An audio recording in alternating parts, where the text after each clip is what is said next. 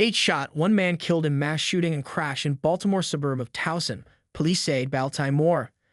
A Baltimore City man died and 9 other people were injured after a shooting and fiery crash in the Baltimore suburb of Towson Tuesday night, authorities said.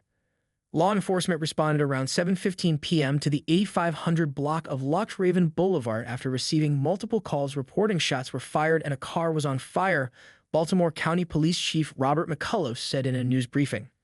It appears to be a mass shooting incident, McCullough told reporters. We have multiple people who were shot. Right now, we are determining the circumstances and the conditions in this case.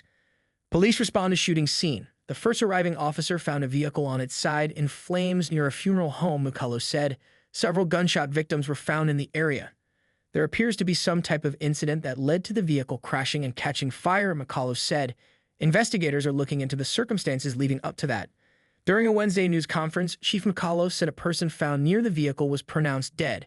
He has been identified as 26-year-old Charles Graham Jr. of Baltimore City. Officials believe all 10 people were inside the car at the time of the shooting and crash. 8 of them suffered from gunshot wounds, and 1 did not have gunshot wounds but was still injured, according to Chief McCullough. The involved victims range in age from 14 to 27, including a 15-year-old girl and a 17-year-old girl, the chief said. On Wednesday, the chief said 1 person had been released while 8 others remain hospitalized. Detectives worked through the night to interview witnesses and review any surveillance footage to identify a timeline of events. There appears to be at least some rival individuals in this case, and we're working to determine exactly what's going on here, McCullough said. Leave no stone unturned.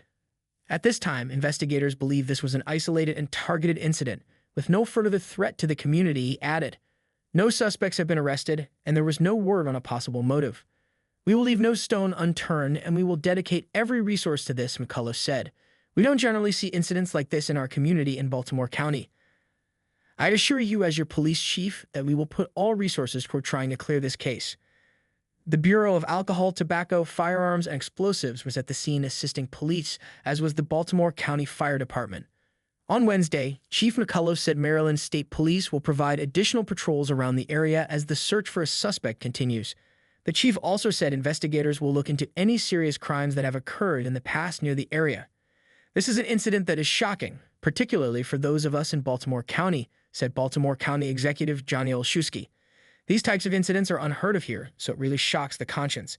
However, we want our residents to know that we are, as always, fully committed to ensuring that both our fire and police departments have the full support and all the resources they need from the Baltimore County government to ensure that they bring this investigation to a conclusion.